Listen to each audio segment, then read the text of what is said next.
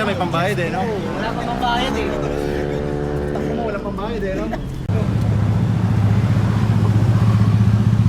Ito, nananapa. Nananapa. Bago lang to yun, no?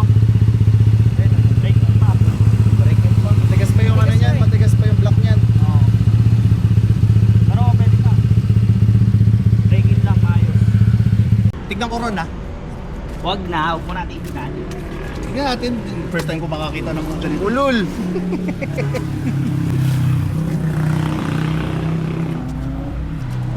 Ayan na nga. Judging time. Judging ta. SW up.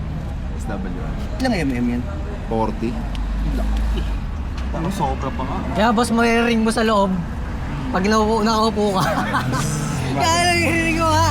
Nakakabaliw. Brake in lang maayos para ano. Ririnig mo talaga Hindi siya na, pag nag-work na ako, kala ko kay Daboy. Naka- Lalatag yung lahat ng electronics. Puta, dinahin niya na pala. Direkta dyno na. Hindi, pwede naman. Ba't natin ginawa dito, boy? Ito yung mga electronics. Siya lang ang nag-ano na... Ito yung tinutunan niya nung isang araw. Oo. Siya lang ang nag-ano, nagpagana lahat ng electronics. Nirekta dyno na pala. Wala nang ano, ang laki rin pala. Bakit yung Max na yung Reboxy? First time ko makakasakay ng mga ganun. Kaya maganyan dyan. Ay, kung kinakitang kaya naman pala eh. Patesting nga ron. Ang laki ng preno sa likod. Oo.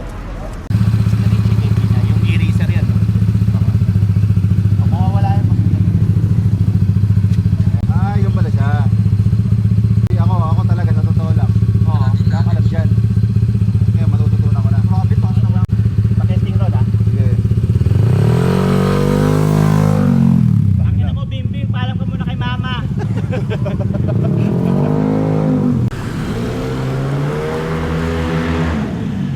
Umaangat.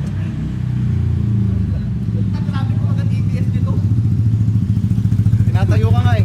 Ayaw nga eh, gusto ko nang ihilahin pataas eh. Kaso puta kita parang tigas ng clutch line eh. Hindi nakadamper eh. Nakatamper. Hindi kayo tatayo niyan. Kasi nakakatakot naman yung mga ganitong motor. Si Lars Mag-gear, ano, Ang lalim. bigat. Test pan natin doon. Kumbaga yung power niya lahat patuloy. Okay na yan, mamaya na.